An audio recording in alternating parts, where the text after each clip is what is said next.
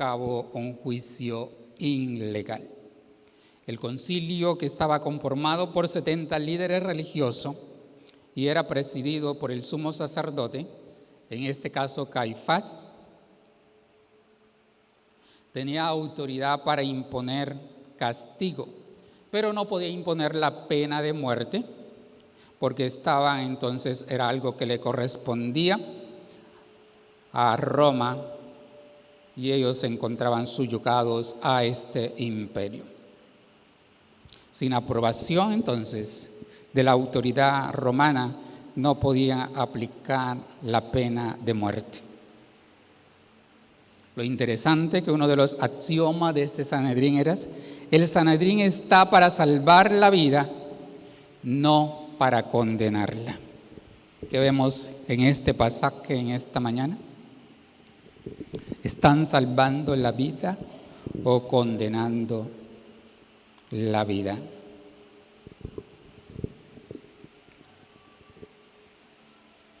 Aquí en este juicio vemos cómo el Creador es juzgado por la criatura, el barro juzgado por el alfarero. Jesús es condenado a muerte por ser quien es decir, por su identidad. No ha cometido ningún crimen contra nadie, ni contra los judíos, ni contra los romanos. Es condenado a muerte por su identidad como hijo de Dios. Tiene que morir por decir que es el Hijo de Dios, por afirmar quién es. Pero es precisamente la identidad de Jesús como Hijo de Dios, el Hijo del Hombre, que pone en evidencia y trae a luz la naturaleza pecaminosa de cada uno de nosotros, esa naturaleza carnal y diabólica que puede estar en el ser humano. Jesús pone en evidencia hasta dónde es capaz de llegar la maldad del ser humano por causa de la envidia, la arrogancia, la incredulidad y el poder. Este pasaje nos va a revelar todo eso. Pone en evidencia que el ser humano prefiere dar muerte, matar a Dios, antes que reconocer su necesidad de arrepentimiento y creer que Dios le ama y que envió a su Hijo para perdonar nuestros pecados. Es la identidad de Jesús como Hijo de Dios que pone en evidencia que solo la fe en Él, nuestro reconocimiento de Él como el Hijo de Dios, nos libra del juicio venidero y nos lleva a gozar de la eternidad con Él. Y creo que a la luz de todo esto, la verdad central del texto es que la identidad de Jesús y nuestro reconocimiento y aceptación de quién es Él determina el presente y el futuro de nuestra existencia. Es a partir de Jesús que nuestro presente está determinado. ¿Cuál es tu respuesta a Él? Pero también no solamente se trata del presente. La identidad de Jesús nos va a llevar también entonces a mirar el futuro de nuestra existencia. Y eso parte de si lo reconocemos o por el contrario nos alejamos de Él. Lo primero que Marcos nos va a mostrar es que la identidad de Jesús define lo que Él es. Y puede volverlos a los versículos 53 al 56.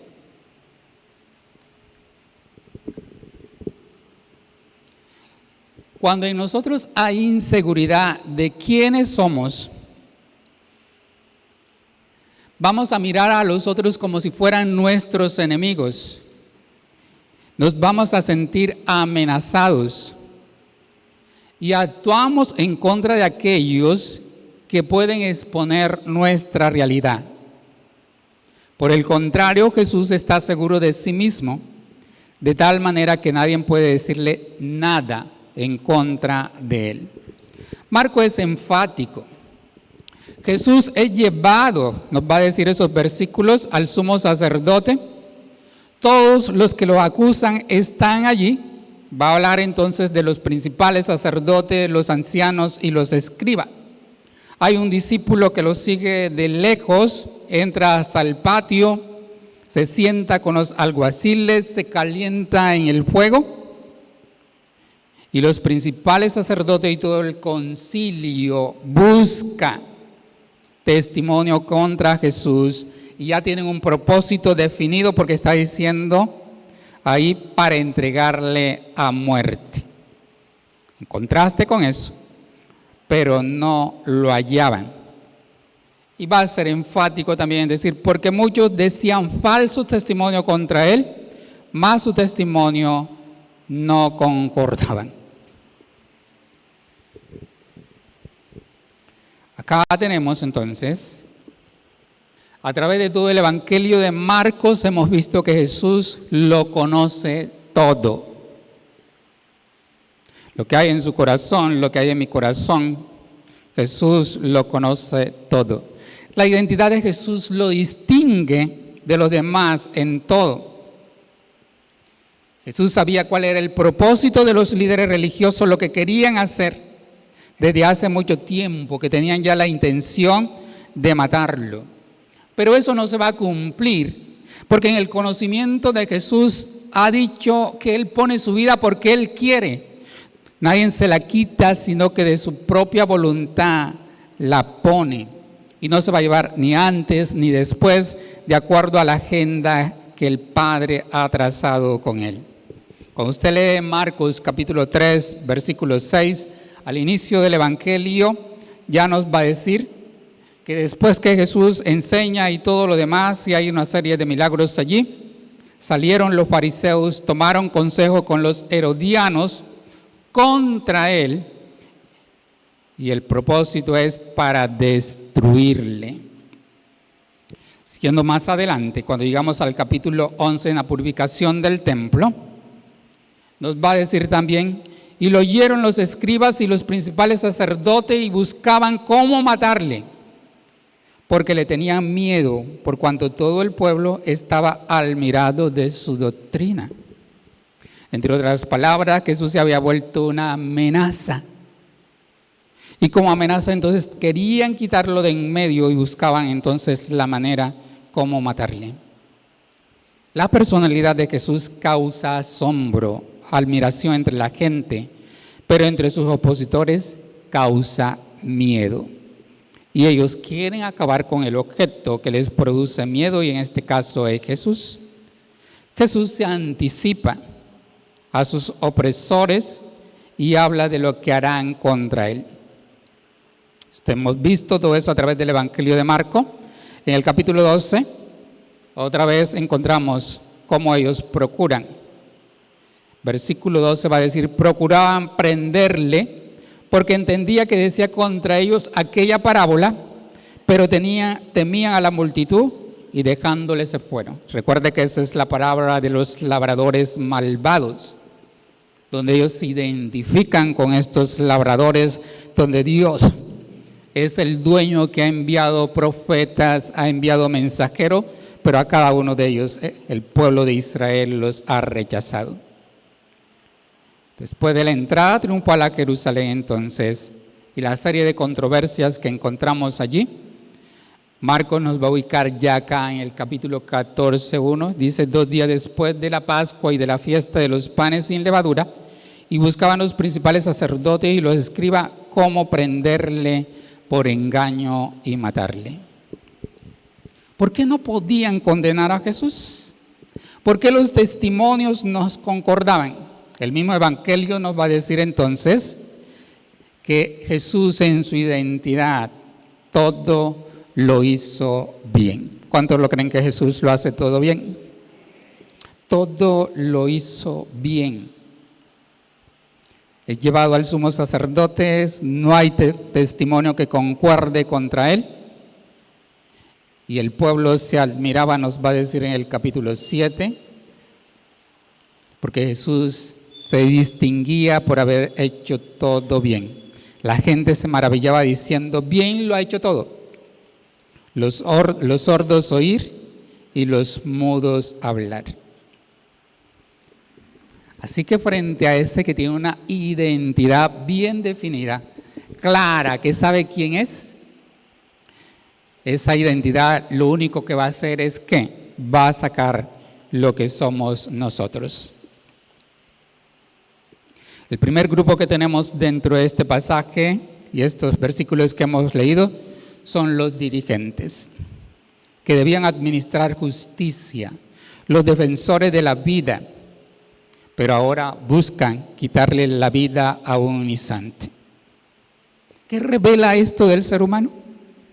Revela lo corrupto que somos, los ególatras, los soberbios. Representa una institución opresora, mala, perversa. Son el reflejo de la obra del diablo. No obedecen a Dios, aunque creen que tienen el control. Son marionetas en manos de Satanás, hijos de desobediencia, hijo del padre de mentira. Jesús los había denunciado y les había dicho: vosotros sois de vuestro padre el diablo, y los deseos de vuestro padre el diablo queréis hacer. Cualquier parecido con nuestra realidad es mera coincidencia. ¿Cómo son nuestros dirigentes? ¿Cómo es el sistema? Jesús, cuando tenemos un encuentro con Él, cuando estamos ante su persona, nos va a mostrar realmente quiénes somos. El discípulo que le sigue de lejos, Pedro, le había prometido a Jesús: mi vida pondré por ti si es necesario. Ahora le sigue de lejos, observa todo lo que está pasando, sabe lo que le están haciendo a Jesús, cómo lo están tratando. Pero ese cuadro sirve para sacar a luz su inestabilidad. Y ante el peligro, prefiere calentarse en el fuego con sus enemigos que defender a su maestro. El miedo, el temor en nosotros entonces puede llevarnos también, al igual que Pedro, a alejarnos del Señor. Los muchos testimonios falsos representan lo engañoso y perverso del corazón. Jesús en sus enseñanzas había dicho que del corazón humano, ya Dios en el Antiguo Testamento había dicho que es engañoso y perverso, que solo Él lo conocerá. Pero de ese corazón, entonces nos dice que salen los malos pensamientos, homicidios, adulterios, hurto, falso testimonio, blasfemia.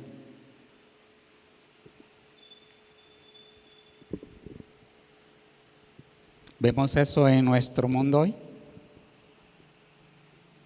¿En nuestro vecindario? Está dentro de la multitud.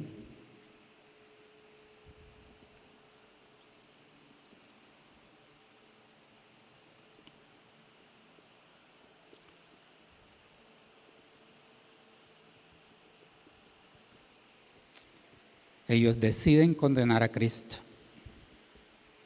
No hay quien se escape de este juicio. El liderazgo, unos discípulos que prefieren apartarse en vez de acercarse, y la muchedumbre que había recibido muchos milagros, pero ahora también testifica contra Él. Porque el mundo está bajo el poder del maligno, pero a partir de este juicio hay un cambio para la humanidad. Es esa identidad de Jesús entonces que pone en evidencia lo que usted y yo somos. Él no deja de ser. a pesar de que todo mundo lo desprecie, que el liderazgo no le crea, que los discípulos se alejen, que la multitud testifique contra él, sigue siendo el Hijo de Dios por los siglos de los siglos. Esto no anula su identidad. Tenemos que pensar también entonces en la nuestra. ¿Por qué nos afecta tanto lo que dicen los otros? La identidad de Jesús, lo que nos va a mostrar Marco acá. En el versículo 7 encontramos 57, vamos a encontrar otro paso más. Dice, entonces, levantándose unos, dieron falso testimonio contra él. Y aquí a Jesús lo acusan de destructor. Pero la identidad de Jesús no destruye, sino que edifica. Dígale a la persona que está a su lado, Jesús edifica, tu vida no la destruye.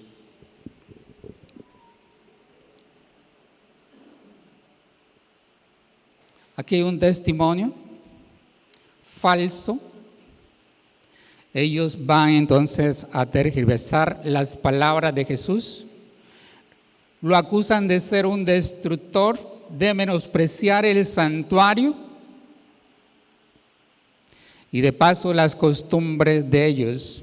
Entonces note cómo Marco nos va a decir ahí que se levantaron para dar falso testimonio diciendo, versículo 58, nosotros le hemos oído decir, yo derribaré este templo hecho de mano y en 3 días edificaré otro hecho sin mano. Pero ni aún así concordaban en el testimonio. Y eso creo que es lo maravilloso que Marco nos va mostrando dentro de este texto. Están atribuyendo a Jesús, colocando palabras que él no ha dicho, mal interpretando lo que dijo. Si usted recuerda el pasaje de Juan 2, donde Jesús pronuncia esa palabra, no está diciendo que él va a destruir el templo. Él les dice, destruid, son ellos los que tienen que destruirlo. Y él dice, y edificaré. Y Juan nos va a decir, oiga, él no se está refiriendo al templo físico, sino que está hablando de su cuerpo y de lo que iba a pasar con él. Porque Jesús no vino para destruir la humanidad. Ya la humanidad estaba destruida, en ruinas por causa de la obra del diablo, por causa del pecado. Jesús vino para edificar y levantarnos de esas ruinas en las que nos encontrábamos perdidos en nuestros delitos y pecados. Dentro de este juicio, entonces, los testigos tenían que concordar. Se trataba de salvar la vida, de librar al opresor y de que el acusado tampoco pudiese salir libre si realmente era culpable. Pero ya ellos tienen un propósito definido y Marco nos lo ha dicho desde el comienzo, que es condenar a Jesús a muerte. No importa si los testimonios son verídicos, son falsos, pero están buscando que concuerden en ellos para poder condenarle.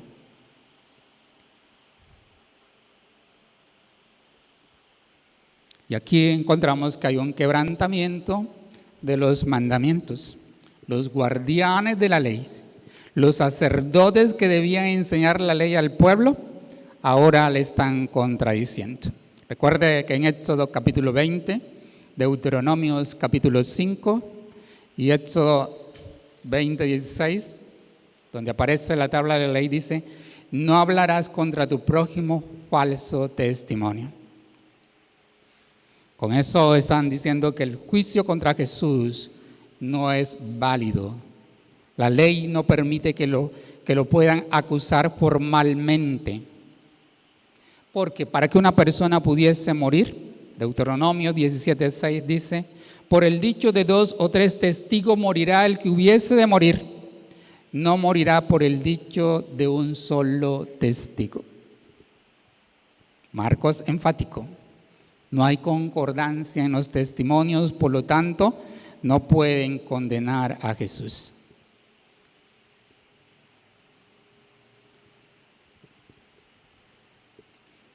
Y aquí tenemos un ejemplo de lo que es sacar las palabras de su contexto, ¿no?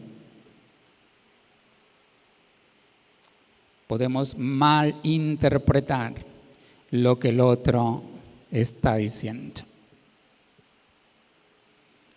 Volviendo entonces a las campañas políticas, uno de los políticos en estos días le sacaron un caso que pasó años atrás en su empresa.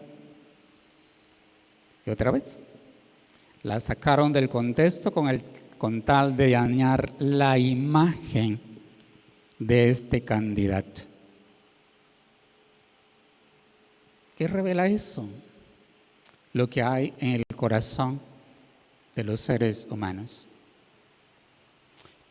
Por eso hicieron un pacto de no agresión en estos días. Veamos si logra cumplirse el resto de la campaña. Pero ya la publicidad misma es agresiva, ¿no? Seguramente ya se ha aprendido uno de los jingles que cada una de estas campañas entonces está diciendo. Quieren sacar las empresas de electricidad de la casa. Quieren arreglar esto. No quieren más politiqueros. Pero está metido en la política.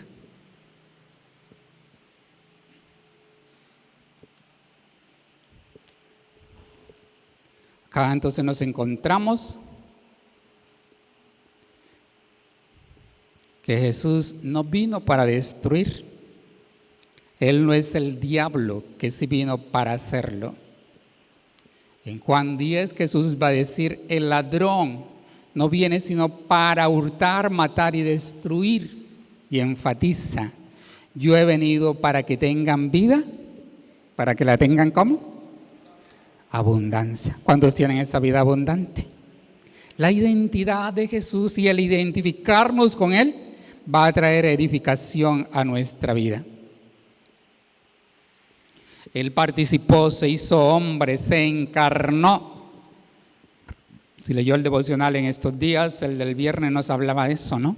El misterio de la piedad. Dios fue manifestado en carne para resaltar esa obra de la encarnación de la humanidad de Cristo que vino y habitó entre nosotros. Y vimos su gloria como la del unigénito del Padre. Y Hebreos 2, 14 y 15 nos va a decir, así que por cuanto los hijos participan de carne y sangre, Él también participó de lo mismo para destruir por medio de la muerte al que tenía el imperio de la muerte, esto es, al diablo. El diablo sí vino para destruir. Y el propósito de Satanás es acabar con la vida de todos los seres humanos. Pero para eso apareció el Hijo de Dios. Y Hebreos sigue diciendo, y librar a todos los que por el temor a la muerte estaban durante toda su vida sujetos a servidumbre. ¿Cuánto le dan gloria a Dios? El Hijo de Dios vino para libertarnos, vino para edificar nuestras vidas y vino para darnos vida. Él edifica, no destruye. Durante su ministerio Jesús no vino para hacer el mal, sino el bien. Es la piedra angular desechada por los edificadores. Y esa edificación comienza a partir de su muerte en la cruz, donde destruye toda obra del diablo, donde vence el pecado y consecuentemente la muerte. La identidad de Jesús se caracteriza porque Él edifica. Vino a edificar el reino de Dios, vino a proclamar su justicia. Y cuando usted y yo obedecemos sus enseñanzas, nuestras vidas también son edificadas como esa casa fundada sobre la roca, que aunque vengan vientos, ríos, lluvia y golpeen contra ella, no caerá, porque está edificada sobre la roca que es Cristo. ¿Cuántos tienen su vida edificada sobre Cristo?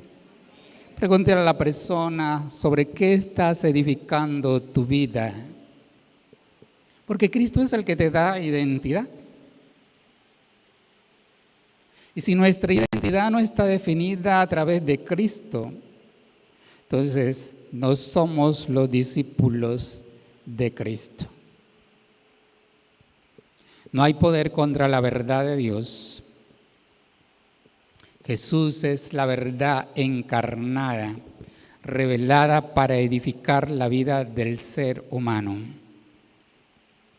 Jesús vino a traer salvación. Jesús vino y nos anunció lo que sería el futuro de acuerdo a la respuesta que le demos.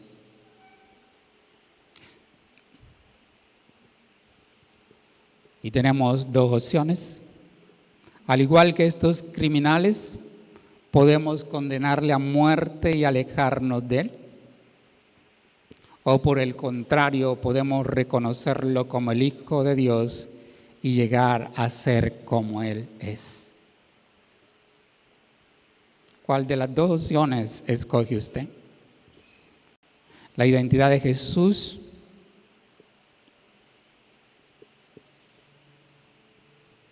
es la imagen del nuevo hombre y de la nueva humanidad que Dios quiere construir a partir de su muerte en la cruz. Una humanidad que estaba destruida por el diablo. Ahora la cruz es el triunfo. Lo que para ellos iba a ser la destrucción y el acabo con la vida de Jesús, ahora entonces es el triunfo de victoria de Jesús sobre todos los poderes que dominaban el mundo.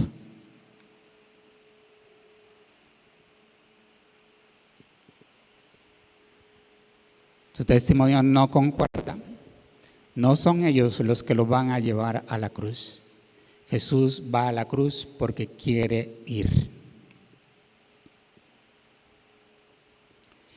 Y un tercer elemento que vamos a encontrar dentro de este texto de Marcos es que la identidad de Jesús define nuestro destino.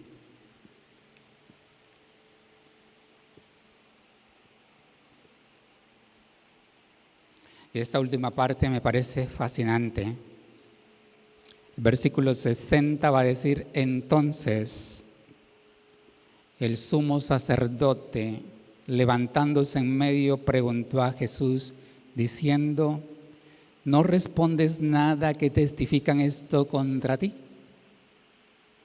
No hay testimonio que concuerde. Y ahora este que es el juez supremo ahí en esa sala, tiene que tomar el papel de un fiscal y empezar a interrogar a Jesús. Se extraña de que Jesús no haya respondido nada. Y Jesús no tiene nada que responder porque todas las acusaciones que se han dicho contra él son falsas. Lo admirable es que frente a estas preguntas, cuando ese hombre le está haciendo, seguramente acercado a Jesús para intimidarlo, encuentra una mirada tranquila y serena, no de miedo, no de temor, sino de la seguridad de quién es. Eso no anula a Jesús. No deja de ser Jesús, no deja de ser el Hijo de Dios por todas las acusaciones que le han dicho. A diferencia de nosotros, que cuando alguien habla mal de nosotros ya, entonces pensamos, nos sentimos mal. Él no, Él sigue siendo el mismo. El versículo 61 va a decir más: Él callaba y nada respondía. Y eso es otra vez lo admirable, porque lo que le están diciendo es para condenarlo y a cualquier ser humano. Pedro está oyendo todo eso, ¿no? Y esto podría llevarnos a pensar entonces, si eso están haciendo con el maestro, ¿qué no van a hacer con sus discípulos? Pero Jesús tiene una seguridad. Jesús calla, nada responde. Y recuerde que aún esa actitud es el cumplimiento de lo que nos va a decir Isaías 53. Es el cordero que llevado al matadero, delante de sus trasquiladores, no abrió su boca.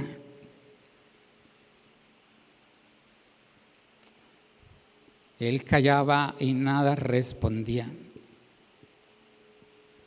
El tiempo va pasando, la noche va avanzando, no encuentran pruebas para condenarle.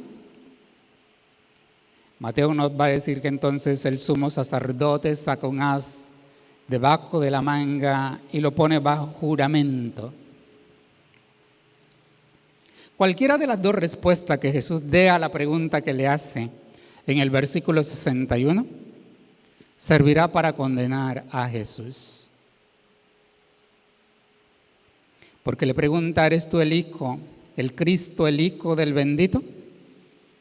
Si responde negativamente, Jesús iba a ser condenado por estar afirmando ser alguien que no era. Y si responde afirmativamente como lo hace, entonces iba a ser acusado de blasfemo. Jesús no tiene temor. Su serenidad, la seguridad. Y creo que tiene que ver mucho con esa dependencia que tenía del Padre. El tiempo que pasó en la oración en el Getsemaní, donde invitaba también a los discípulos a orar. Lucas nos va a decir que vinieron ángeles y lo fortalecían. Y esa fortaleza se está viendo ya evidenciada en este primer juicio. Calla, no tiene temor de decir quién es. Y frente a esa pregunta, entonces le va a decir Jesús, le confiesa con énfasis, de una manera enfática, yo soy. Cuando dan gloria a Dios, Él es quien dice ser que es. Eso es identidad. Nadie le puede quitar su identidad. No depende del juicio de los sacerdotes, no depende de los falsos testigos. Su naturaleza es divina. Es el Dios encarnado, Dios hecho hombre. Y eso le tiene que recordar entonces todos los pasajes, especialmente el pasaje de la zarza, donde Dios se les presenta y les habla entonces de que Él es el que es Dios, inigualable, incomparable, eterno. Está ahí frente a una criatura pecaminosa, perversa, que decide quitarle la vida. Y no solamente le dice yo soy, sino que le va a decir y veréis, con énfasis. ¿A quién van a ver? Al Hijo del Hombre. ¿Dónde lo van a ver? ¿Sentado dónde? A la diestra del poder de Dios. Y además de eso, ¿cómo lo van a ver? Viniendo en las nubes del cielo. ¿Cuántos creen esa palabra? ¿No les parece eso maravilloso? Nuestro destino está definido por esa identidad de Jesús. ¿Qué creemos? Porque el que vino en ese momento, el que está muriendo, el que va a morir en la cruz, la próxima vez que venga no va a venir como el cordero enmudecido, va a venir como el Hijo del Hombre, a quien le pertenecen todos los reinos, todos los imperios, y ante el cual toda rodilla se doblará y toda lengua confesará que Él es el Señor. ¿Cuántos bendicen su nombre?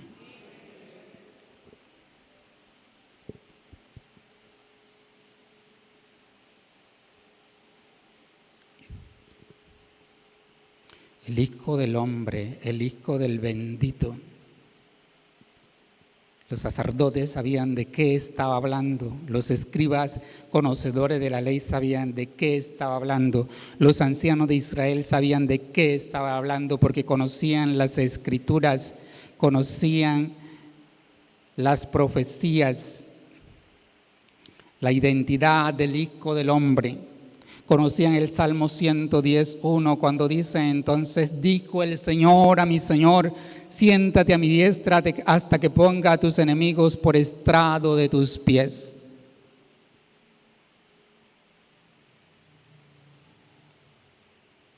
Él es el Señor que está sentado a la diestra de Dios. Y el postrer enemigo que va a ser puesto a sus pies es la muerte.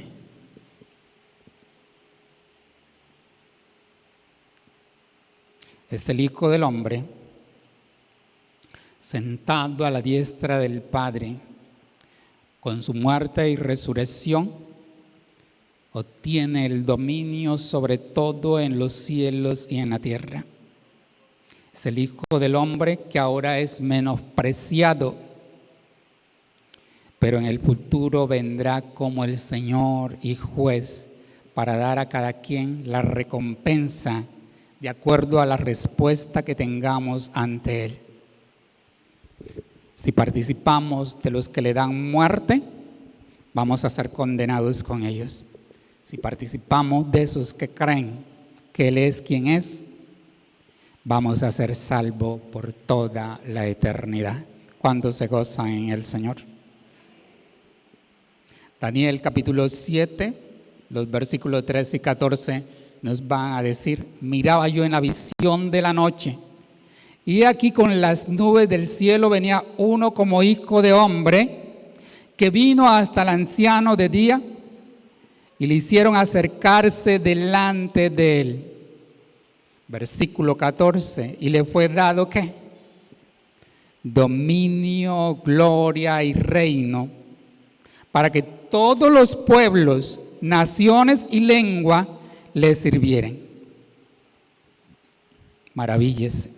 Su dominio es dominio eterno, que nunca pasará, y su reino uno que no será destruido. ¿Cuántos bendicen al Señor? ¿Cuántos creen esa palabra? Ese es el que está sentado, ese es el que tú esperas, ese es el que la iglesia tiene que esperar, ese es el que la iglesia tiene que tener su esperanza.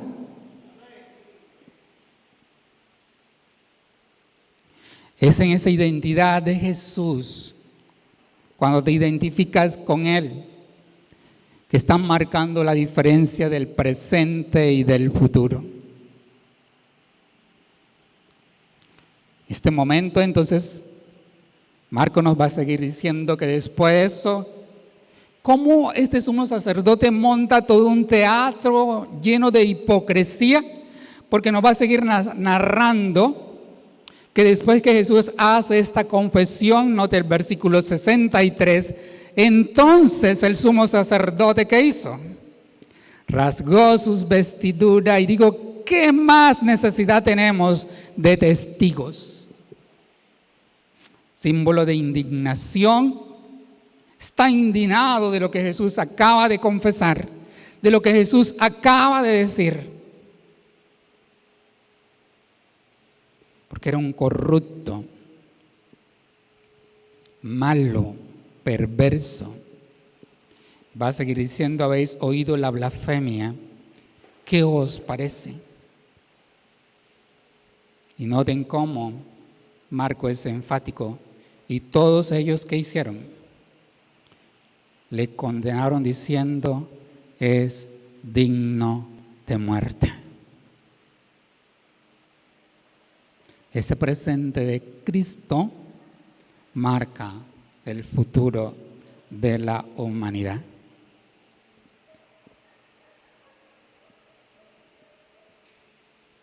La descripción que Marco nos hace acá es desgarradora de cómo el ser humano puede llegar a menospreciar a Dios. Lo consideran como tierra. Porque, ¿qué es lo que hacen? Comenzaron ¿a qué? A escupirle.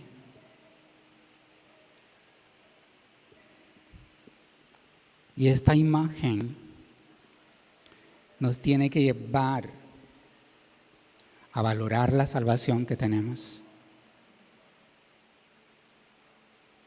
Porque ese Hijo de Dios soporta todo esto en silencio, solamente porque ama a una humanidad perdida en el pecado. Nosotros éramos los inmundos, pero aquí le estamos diciendo: tú eres inmundo. Y escupen su rostro, le cubren el rostro.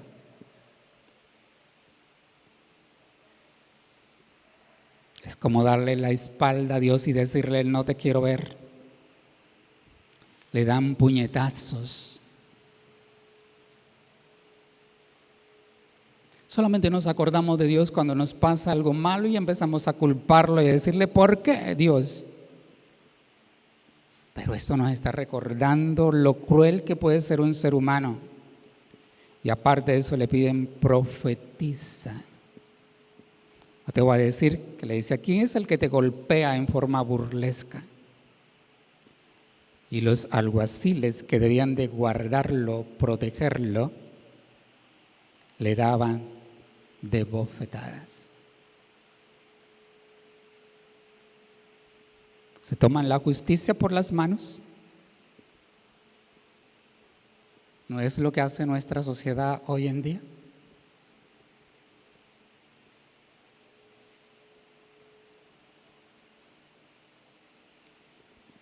Hay un irrespeto por la autoridad.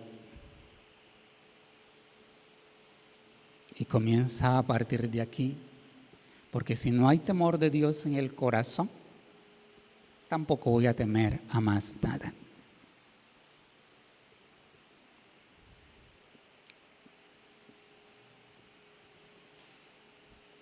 Este Dios está siendo humillado, menospreciado, pero otra vez, nadie podía dañar su identidad. Escupido sigue siendo el Hijo de Dios. Con el rostro cubierto sigue siendo el Hijo de Dios.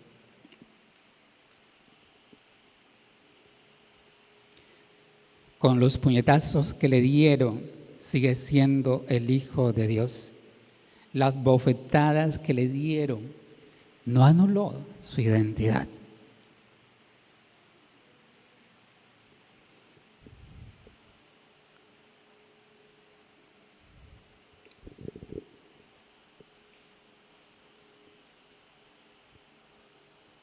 Y esto nos tiene que llevar a reflexionar a nosotros. Porque ¿qué pasa con el mundo hoy? Hablamos del aumento del suicidio. Hablamos hoy de los fratricidas, de los matricidas. Un padre que se levanta y mata a todos sus hijos y a su mujer. Un hijo que se levanta contra sus padres, los golpea, los asesina.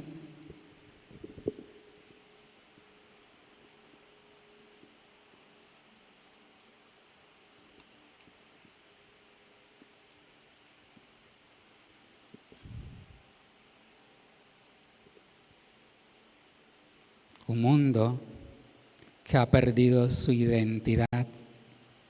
Y cuando pierdes tu identidad, pierdes el rumbo.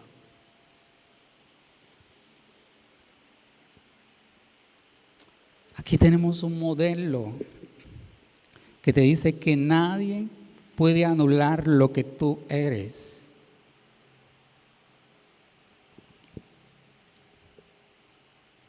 Dios te creó con un propósito. Y ese propósito con el cual Dios nos creó, nadie te lo puede quitar. Y si estás en Cristo, tu identidad es reafirmada.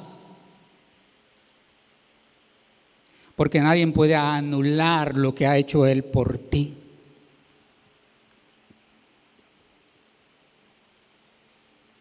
Ni siquiera es un nombre ni un apellido el que te define. Te define lo que Dios hizo que tú fueses. Y para lo que Dios te creó, eso eres. Pero en este mundo falto de identidad, nos hemos creado ahora una serie de géneros y siguen buscando entonces en una búsqueda que en vez de realzar la dignidad humana lo que hace es destruirla. Pedro llega a decir que llegamos a ser como animales irracionales. Y es lo que está pasando en este mundo. El mundo de la sinrazón. Pero Cristo nos está recordando que tú eres lo que Dios quiere que seas. Un hijo, una hija de Dios.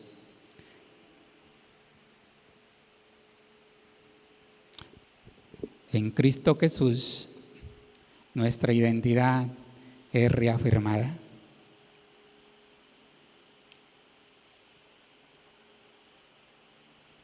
En Cristo Jesús nos reconocemos como somos y a través de Él volvemos a conocer lo que Dios quiere que seamos.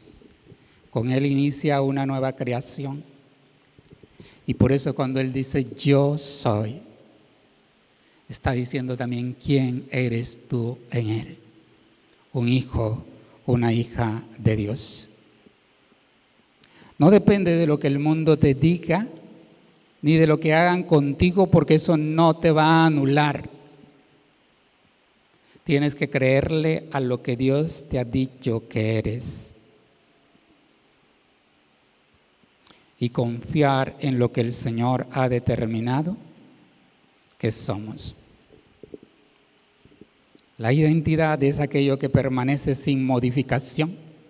A Cristo no lo modificaron con nada en todo esto. Él dijo que era el Hijo de Dios, Él dijo que era el Hijo del hombre y sigue siéndolo. Y nosotros a través de Él somos lo que Dios dice que somos para Él. Sus hijos, su casa, su templo, su edificio, su iglesia. ¿Cuánto dan gloria a Dios por eso?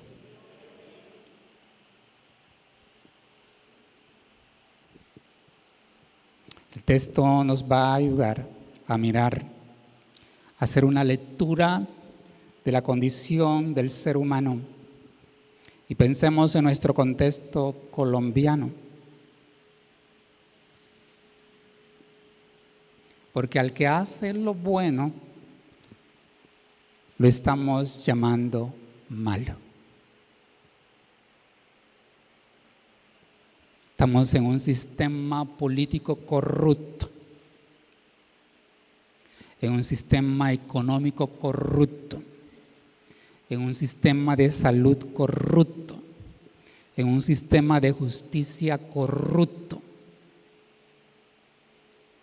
Y nos encontramos alrededor de una multitud que también tiene un corazón corrupto. Pero es ahí donde la iglesia marca la diferencia.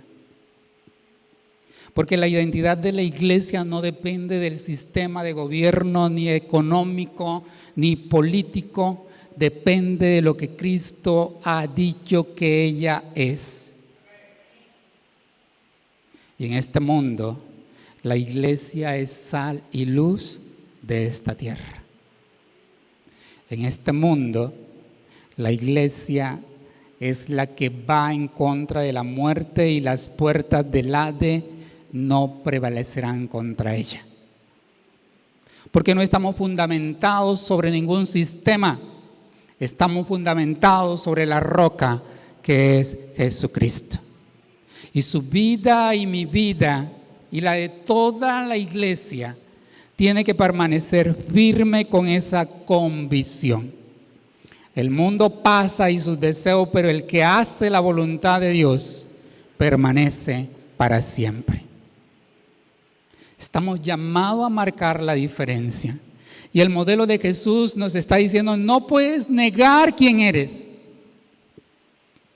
El modelo de Jesús nos está diciendo que tienes que identificarte con lo que Él es. Jesús dijo, cuando le preguntaron, ¿eres el Hijo del bendito? Dijo, yo soy. ¿Qué eres tú hoy? ¿Qué eres tú a través de Cristo?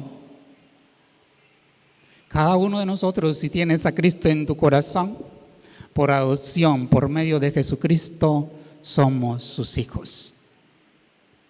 El misterio de la piedad que vimos en esta semana en el devocional nos recuerda lo que le costó a Él salvar cada una de nuestras vidas. Tuvo que encarnarse, humillarse, haciéndose hombre, hacerse obediente hasta la muerte de cruz.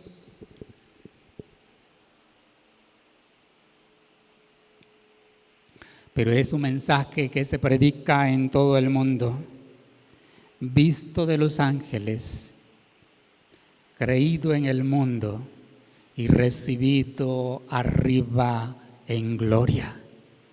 Y de allá viene, como lo ha dicho acá, veréis al Hijo del Hombre a la diestra del poder de Dios.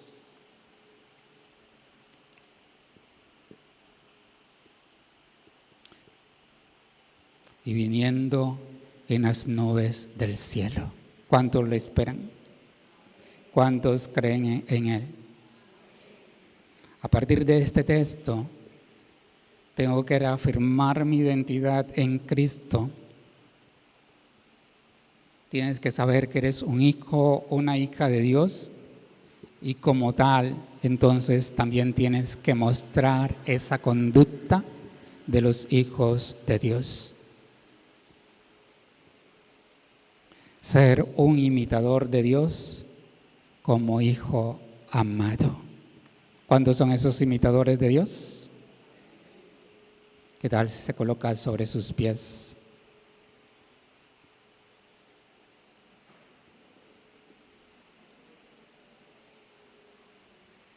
¿Cómo está tu identidad?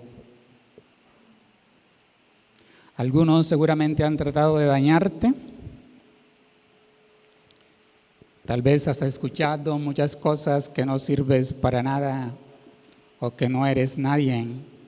O aún tú mismo te autodañas cuando te menosprecias a ti mismo. Pero Cristo te está diciendo que tu identidad está segura, que hay un propósito para el cual Dios te ha creado